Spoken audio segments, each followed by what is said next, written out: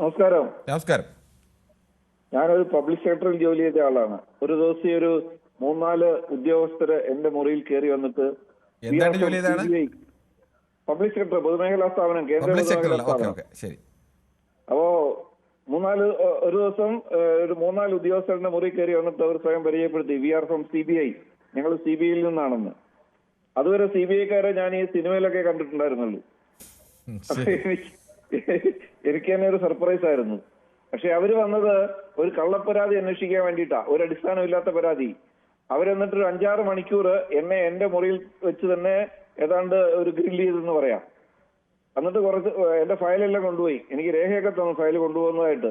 5-6 മാസം അവരെന്നെ അങ്ങനെ ടെൻഷനിലാക്കി. അവസാനം ഒരു കാര്യമില്ലെന്ന് കണ്ടപ്പോൾ അവരെനിക്ക് ഫയൽ തിരിച്ചു തരികയും പിന്നീട് അവരുമായിട്ട് സൗഹൃദമാവുകയും ചെയ്തു. പിന്നെ അവരുടെ ആവശ്യങ്ങൾക്ക് പലർക്കും റെയ്ഡ് ചെയ്യാൻ പോകുമ്പോൾ എന്റെ ഓഫീസിലെ ഉദ്യോഗസ്ഥരെ വിളിച്ചുകൊണ്ട് പോയി എന്റെ അനുവാദത്തോടെ. അപ്പൊ ഞാൻ ചോദിച്ചു, നിങ്ങൾ എന്തിനാ എന്റെ ഉദ്യോഗസ്ഥരെ കൊണ്ടുപോകുന്നതെന്ന്. അപ്പൊ അവര് പറഞ്ഞു, നിങ്ങളുമായിട്ടുള്ള ഈ കാര്യങ്ങളിൽ ഞങ്ങൾ പരിശോധിച്ചപ്പോൾ ഞങ്ങൾക്ക് മനസ്സിലായി നിങ്ങളെ വിശ്വസിക്കാൻ കൊള്ളാവുന്ന ആളാന്ന് മനസ്സിലായി എന്ന് പറഞ്ഞു. അപ്പൊ ചുരുക്കത്തിൽ കള്ളപ്പരാതി ഉണ്ടെങ്കിലും അന്വേഷണം വരും. അതാണ് അതിന്റെ ഒരു കാര്യം. ഇപ്പൊ നമ്മൾക്ക് നോക്ക്, നമ്മുടെ മുൻകാല അനുഭവം എന്ന് പറഞ്ഞാല് 1995 ഇന്ത്യയിലെ 2 വൻ ബിസിനസ്സുകാരെയാണ് ഇല്ലാതാക്കി കളഞ്ഞത്. ഒന്ന് രാജൻ പിള്ള എന്ന് പറയുന്ന ബ്രിട്ടാനിയ ബിസ്ക്കറ്റ് ബാരൻ എന്ന് പറയുന്ന ആള്, ഓർക്കുന്നുണ്ടാവുമോ? അതുപോലെ ഈസ്റ്റ് വെസ്റ്റ് എയർവേസ് തുടങ്ങിയ അബ്ദുൾ വഹാബ്, രണ്ടുപേരെ ഇല്ലാതാക്കി കളഞ്ഞു. എന്തോ അബ്ദുൾ വഹാബ് തഖിയുദ്ദീൻ അല്ലേ? അത് തന്നെ, രണ്ടുപേരെ ഇല്ലാതാക്കി കളഞ്ഞില്ലേ?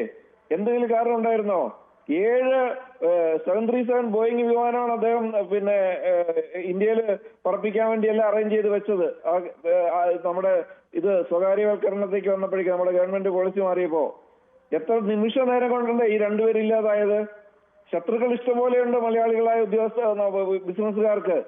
അതിന്റെ ഭാഗമായിട്ട് തന്നെ ഇത് നടന്നിട്ടുള്ളൂ. അല്ലെങ്കിൽ വെറുതെ അത്രയ്ക്കും നമ്മൾ ഇതുവരെയുള്ള അനുഭവം വെച്ചിട്ട് ഈ പറയുന്ന റോയി എന്ന് പറയുന്ന ആള് ഒരു നല്ല മനുഷ്യനാണെന്ന് വിളിച്ചവരെല്ലാം പറയുന്നു, അനുഭവസ്ഥര് പറയുന്നു, ചാനലുകാർ പറയുന്നു.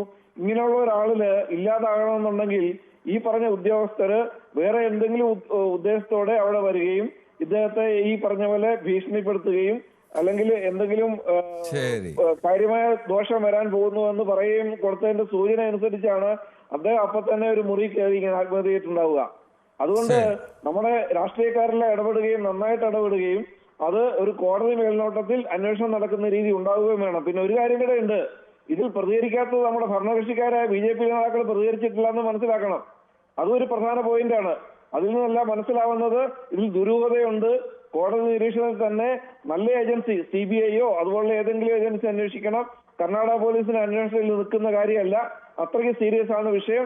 അതുകൊണ്ട് ഇതിന്റെ പിന്നാലെ ഈ ശക്തമായ രീതിയിൽ എല്ലാ രാഷ്ട്രീയ നേതാക്കളും നിങ്ങൾ ചാനലുകാരും പോകണമെന്നാണ് എന്റെ അഭിപ്രായം. താങ്കളുടെ അഭിപ്രായം വ്യക്തമാണ്. ശ്രീ ഡിൽജോ ആണ്, എറണാകുളത്ത് നിന്നാണ് വിളിക്കുന്നത്. ശ്രീ ഡിൽജോ, താങ്കൾക്ക് എന്ത് തോന്നുന്നു ഈ ഒരു മരണം?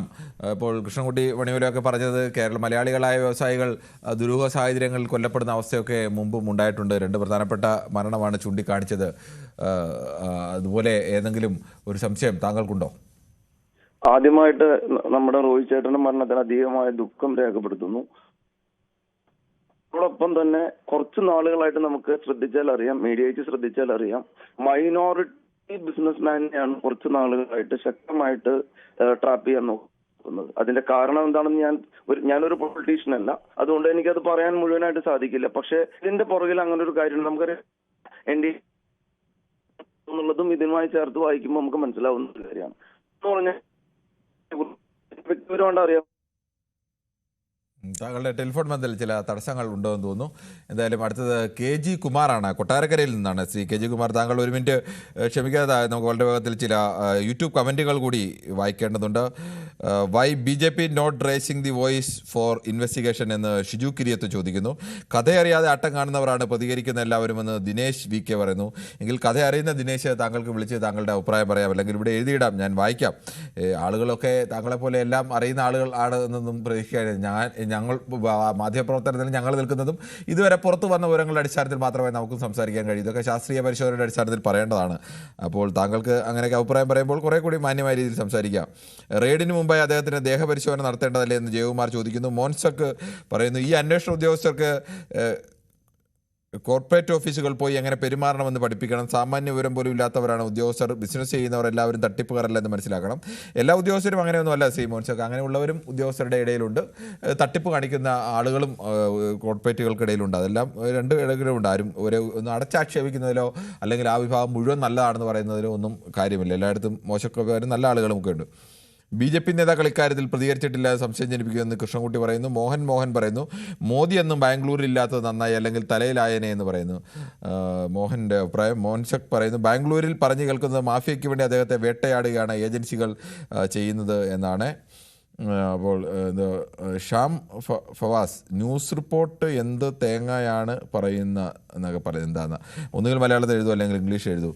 റെയ്ഡിന് വന്ന ഉദ്യോഗസ്ഥരുടെ കയ്യിൽ BJP അംഗത്വ ഫോറം പൂരിപ്പിച്ച് നൽകിയിരുന്നെങ്കിൽ IT വന്ന വഴി പോയേനെ. സാബു ചെയ്ത പോലെ തൻ്റെ വ്യക്തിത്വം കളയാതെ മരണത്തിന് കീഴടങ്ങിയ ധീരന് ആദരാഞ്ജലികൾ എന്നൊക്കെയാണ് സനൽകുമാറിൻ്റെ അഭിപ്രായം.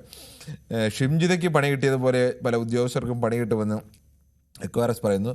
ഷാജി ഭാസ്കർ പറയുന്നു തക്യുദ്ദീൻ വാഹിദ് ഈസ്റ്റ് വെസ്റ്റ് എയർലൈൻസ് എന്ന് പറയുന്നത്. നേരത്തെ തക്യുദ്ദീൻ വാഹിദിൻ്റെ കൊലപാതകവും മരണവുമായിട്ട് ബന്ധപ്പെട്ട വിഷയങ്ങളെക്കുറിച്ച് സംസാരിച്ചിരുന്നു. ആ സമയത്ത് അദ്ദേഹം എഴുതിയാന്ന് തോന്നുന്നു.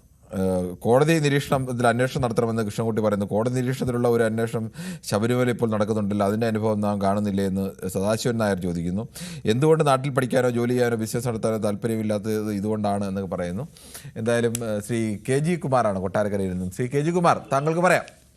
ഹലോ, ഞാൻ ചോദിക്കട്ടെ, ഈ CJ റോയിയെ പോലെ ഇന്നലെ കേട്ട സമയത്തെ പോലെ നമുക്ക് വിഷമമായി പോയി. ഇപ്പോഴും ആ വിഷമം ഇങ്ങനെ ഇടയ്ക്കിടയ്ക്ക് ഇങ്ങനെ തകട്ടി വരുവാണ്. കാര്യം ഇത്രയും ഇതായിട്ടുള്ള ഒരു വ്യക്തി എന്തിനിങ്ങനെ ചെയ്ത് എങ്ങനെ ചെയ്തു എന്നുള്ള ഒരു പിടുത്തവും കിട്ടുന്നില്ല. കാര്യം ഒരു income tax raid, ED raid എന്നൊക്കെ പറഞ്ഞാൽ ഇത് സാധാരണമല്ലേ. ഇപ്പൊ ഗോകുലം ഗ്രൂപ്പിന്റെ ചെന്നൈയിലെ ഓഫീസിലും എറണാകുളത്തെ ഓഫീസിലും ഒക്കെ എന്ന് പറഞ്ഞു കഴിഞ്ഞാൽ എത്രയോ ദിവസങ്ങളിൽ അടുപ്പിച്ച് റെയ്ഡ് നടന്നുകൊണ്ടിരുന്നത്. അപ്പൊ എന്തെങ്കിലും ഇവരെല്ലാം വലിയ സാമ്പത്തിക സ്ഥിതി ഉള്ള ആൾക്കാരാണ്. അപ്പൊ എന്തെങ്കിലും പോരായ്മകൾ ഉണ്ടെന്നുണ്ടെങ്കിൽ അല്ലെങ്കിൽ തെറ്റ് പറ്റിയിട്ടുണ്ടെങ്കിൽ പൈസ അടച്ചാൽ തീരാവുന്നതെല്ലാം ഉള്ളൂ. പക്ഷെ ഇത് ഇങ്ങനെ ഒരു കടുങ്കൈ ഇദ്ദേഹത്തിന് ചെയ്യേണ്ട കാര്യമില്ല. എന്തുകൊണ്ട് ഇത് ചെയ്തു എന്നുള്ളത് താങ്കൾ തന്നെ പറഞ്ഞതുപോലെ നമുക്ക് ഇത് ശരിക്ക് അന്വേഷിച്ച് ഇതിന്റെ ദുരൂഹതകൾ അകറ്റി എടുത്തെങ്കിലേ നടക്കത്തുള്ളൂ. അല്ലാതെ എന്ന് പറഞ്ഞു കഴിഞ്ഞാൽ ഒരിക്കലും ഇവരുടെ സമ്മർദ്ദം കൊണ്ടാണ് എന്നുള്ളത് ഞാൻ വിശ്വസിക്കുന്നില്ല. കാര്യം എന്ന് പറഞ്ഞു കഴിഞ്ഞാൽ ഇദ്ദേഹത്തിനെ പോലെ ഒരു വലിയ നിലയിലുള്ള ഒരു വ്യക്തി മേളത്തറ റൂമിൽ പോയി ഡോക്യുമെന്റ്സ് എടുത്തോണ്ട് വരാം എന്ന് പറഞ്ഞാണല്ലോ ഇദ്ദേഹം അങ്ങോട്ട് പോയത്. അപ്പൊ